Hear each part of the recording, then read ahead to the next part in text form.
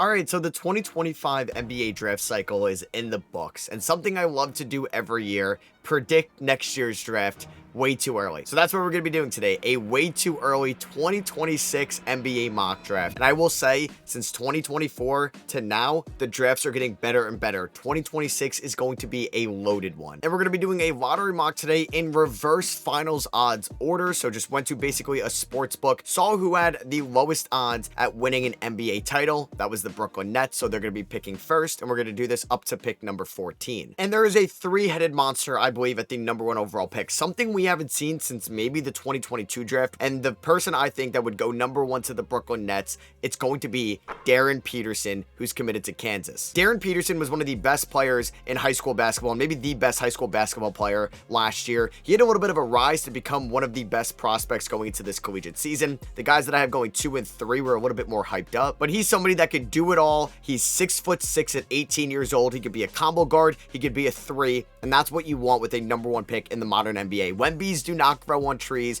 you're going to get somebody that can handle the rock, that could shoot very well, that could be a 3-level scorer at a very high level at an efficient clip. He's going to be the main guy at Kansas this upcoming season under Bill Self, and we know that the Brooklyn Nets are looking for the player to build around after the Kevin Durant era. They took a lot of complementary pieces, a lot of high upside, high downside picks in the 2025 draft. I believe if they do get the number 1 overall pick, which I do think they have one of, if not the worst roster in the NBA, in 2026, they would end up taking Darren Peterson. He is a true franchise-changing talent, but I also feel the same way about number 2 and number 3, and it's going to be very interesting to see who kind of emerges as the number 1 pick. Last year, we had Cooper Flagg, Ace Bailey, and then there was a little bit of Dylan Harper, Nolan Traore, VJ Edgecombe. It ended up being Cooper Flagg in a tier of his own, and then Dylan Harper, but I do think we can have 1 week it's Peterson, 1 week it's my number 2 guy, the other week it's my number 3 guy. And coming in here with the number 2 pick, I do have the Washington Wizards. I think they would go Cameron Boozer, somebody that could play in the front court with Alex Sarr. He's up there with Darren Peterson as one of the more productive high school players last year. He's got a brother in this class in Caden Boozer. He's obviously the son of NBA All-Star Carlos Boozer, and the guy just won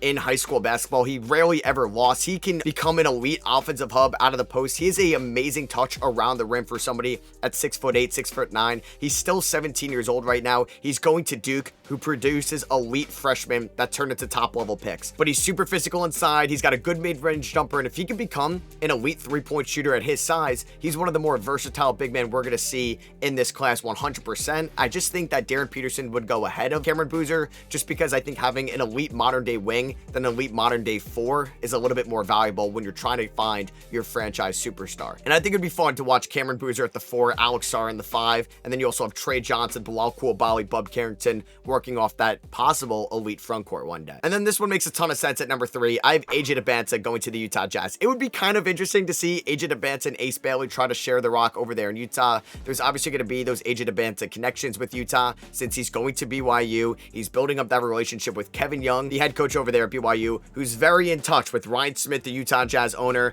Danny Ainge, who's a president over there in Utah. I think Cameron Boozer would also be an interesting Utah Jazz because Carlos Boozer is a scout or somebody that has a prominent role in their front office. But I think there's a chance AJ Abanta could go number 1. That would not shock me in the slightest, or he can go number 3. I think these 3 are the clear top guys going into this collegiate season. They're very interchangeable right now. But Abanta at 6'9" with his ball handling ability, his pull-up mid-range jumper, his athleticism makes him so intriguing as a prospect. A little bit of Ace Bailey-esque from a year ago, in my opinion. These guys can be interchangeable. It's a way too early mock. I'd be very shocked, though, if one of these guys is not in the top 3 conversation next year, a year from now, but you never know. A lot can change. Utah wanted to get these blue chip prospects. They get Ace Bailey in 2025 and potentially AJ Abanta in 2026. Now, here's where we have a little bit of a talent drop-off. At number 4, I do have the Charlotte Hornets. Sorry, Hornets fans. You're getting Mento, who's a very intriguing prospect, a late bloomer that had a late growth spurt as well. He was one of the last guys to decide his college. He's going to Tennessee to play under Rick Barnes. He used the Kevin Durant comparison when he was playing under him at Texas to hopefully have that type of jump for Ment, who can handle the ball extremely well. He's like a small forward right now at 6'11". He's very thin, though. He needs to get more physical. He needs to get more stronger inside the paint. But he has a little bit of Ace Bailey and AJ Abanta Abanta. He's a phenomenal shot maker. He can knock down difficult shots out of the pull-up. He can play off of 2 feet. He can drive baseline. And I think for somebody at 6'11", if he could just be that modern day stretch 4 or a small ball 5 that could be an elite shooter, there is so much value in that. And this is another blue chip prospect right now.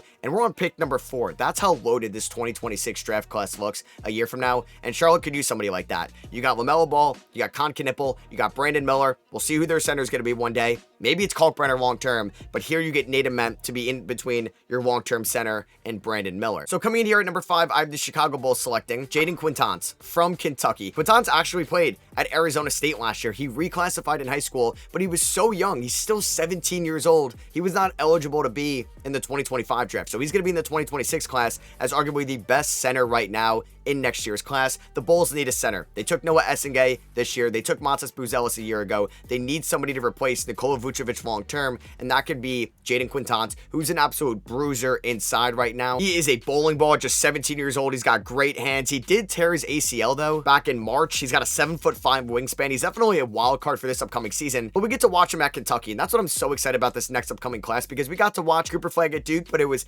Ace Bailey and Dylan Harper at Rutgers. We get to watch Peterson at Kansas, Cameron Boozer at Duke, AJ Abanta at BYU, Nate Ament at Tennessee, Jaden Quintans at Kentucky. It's going to be a very fun collegiate season, specifically in the SEC as well, but he is a beast. They need a center, so this is more of a need pick right now, but he definitely has all the talent in the world to go in the top 5. A year ago, I remember trying to mock Come On Maui Watch to the Bulls. Well, now you could get them Jaden Quintans from Kentucky here at number 5. Coming here at number 6, I have Sacramento selecting Tundday Yufu from Baylor. Now, Yufu shined in the McDonald's All-American game, and it's crazy. Like, look him up right now, or you could see some of the film on the screen. He looks exactly like Anthony Edwards, and he plays like him as well. He's a great athlete. He can get downhill. He's a locked-in defender as well. He plays with so much energy and intensiveness that I just love watching him going into this way too early mock. He's going to be playing at Baylor, which we know Scott Drew has a great lineage of producing first-round picks. I expect Tundday Yufu to be a first-round pick, and I think we can go even higher. 6 overall here to Sacramento, who is looking for that long-term answer at a number 1 position, right? Like, they want somebody that could be a leading scorer for them one day, and Yufu has the size,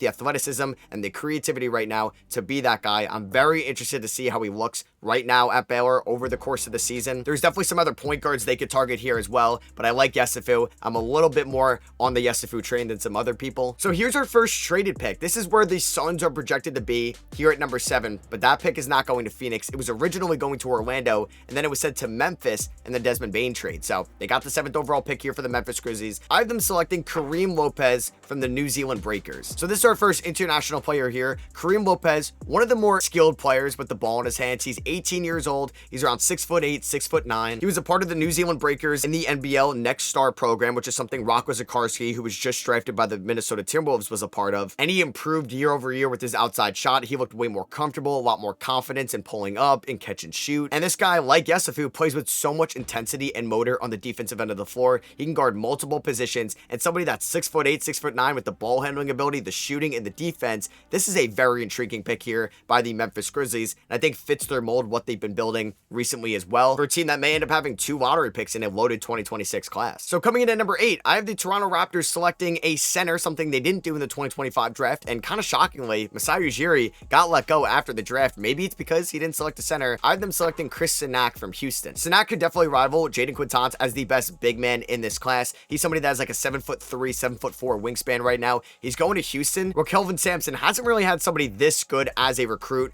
in a while, and he made Jarris Walker a top 10 pick in the 2023 draft. I think he can do the same with Chris Sinak here in the 2026 class. He can play above the rim. He's got amazing bounce. He's a good athlete at his position, can set hard screens. I'm interested to see how he is on the offensive end of the floor. I think he's just as good as a prospect as Come On Maui Watch was a year ago, and a little bit more of a sure thing as well. And Come On Maui Watch just went 10, so I wouldn't be shocked whatsoever if Sinak went here number 8 to Toronto. So coming in here at number 9, I have the Atlanta Hawks, and this isn't with their pick. This is what they got on the night of the 2025 draft with the Pelicans trade up for Derek Queen. This is the swap best between New Orleans and Milwaukee, and this pick is from the New Orleans Pelicans. So basically the Pelicans are giving up the 9th overall pick here to move up to get Derek Queen, and I'm gonna have Atlanta. It's a fun mock here. Dash Daniels from Melbourne, the younger brother of Dyson Daniels, and he is about 17 and a half years old right now. He's gonna be one of, if not the youngest player in the 2026 draft class. It's going to be interesting to see somebody as young as Dash Daniels is next year for the Melbourne United, but he's very similar to his older brother Dyson. This guy's a menace on the defensive end of the floor. He's 6'6" here at 17 years old as a shooting guard. Just think how tall and how the wingspan can be when he's 18, 19, 20 years old. And he's a lot bigger and stronger than what Dyson Daniels was at his age when Dyson Daniels was going to the G League Ignite. So like I said, this is just kind of a fun mock here. I would just love to see the Daniels brothers playing together around Trae Young in Atlanta. So coming in here at number 10, I have the Miami Heat selecting my second Duke Blue Devil here in the top 10.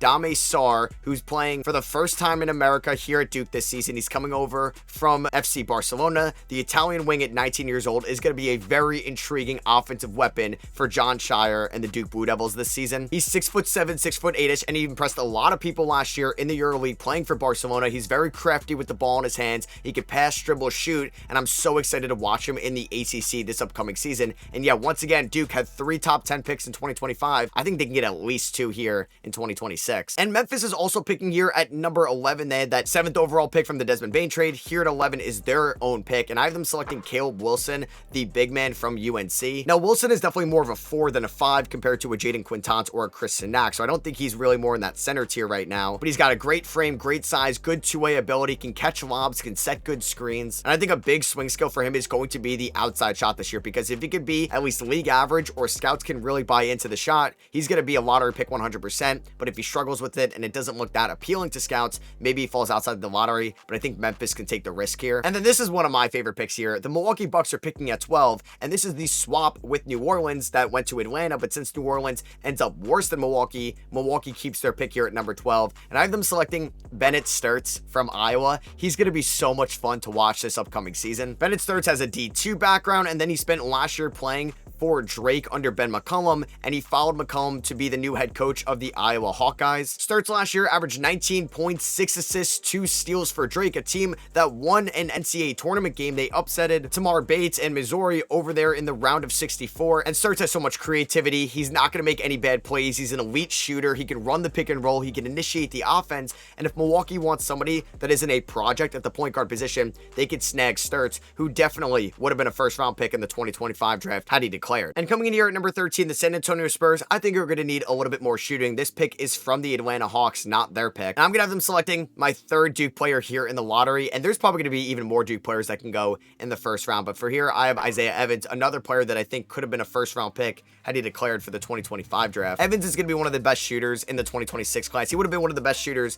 in this class as well. He can move so well without the ball in his hands. Reminds me a lot of Jared McCain at Duke as well. The form looks so good. It's such a quick release that it's so lethal in the half court and in transition. San Antonio doesn't need a long-term number 1 option or number 2 option here. They need somebody that can move extremely well without the ball in his hands, and I think Isaiah Evans is going to be in a great role playing with Dame Sarr and Cameron Boozer as an off-ball mover at Duke this season, which is going to make him a perfect fit for San Antonio once he gets to the NBA. And then wrapping out the lottery here, I actually have the Indiana Pacers. This is where they are on the sports book. They think they're going to just miss the playoffs here, have the 14th overall pick because of the Tyrese Halliburton injury. So I have them selecting Koa Pete from Arizona. Tommy Lloyd produced a lottery pick at the power forward position in the 2025 draft in Carter Bryant. It could be the same thing with Koa Pete, as the Indiana Pacers do lack a little bit of depth in the front court. Obi Toppin's contract is going up. Miles Turner's going to get paid this offseason. Isaiah Jackson's a free agent. Jarris Walker is getting closer and closer to restricted free agency. You could snag Koa Pete here, who could maybe be a small ball 5 or another power forward for you. He's got a crafty game. He plays with finesse and power. He's not pretty much a star in any different attribute right now, but he's above average in everything, in my opinion. Defense, shooting, passing, playmaking for somebody at his size, and I feel like he could be a great pacer in that role. And then some honorable mentions that could definitely be lottery picks next year. I got Mikael Brown, who's committed to Louisville, Isaiah Harwell, who's committed to Houston, Yaxel Lendenberg, who could have been a first-round pick in this year's draft, but he's now going to Michigan from UAB. Elijah Arenas, the son of Gilbert Arenas, he's going to USC. I think he could be a first-rounder as well. And then I also have Braylon Mullins from UConn to keep an eye on, Tahad Pettiford, who's returning to Auburn, and LeBaron Philon, who's returning to Alabama. So that is going to be for me. I hope you guys did enjoy. Probably won't have another 2026 draft video until we get closer to the start of the collegiate season, so make sure you are subscribed for a ton of content throughout the off season. If you guys did enjoy it, appreciate you dropping a thumbs up, or maybe there's a player for next year's class that I didn't mention that you think people should have an eye on.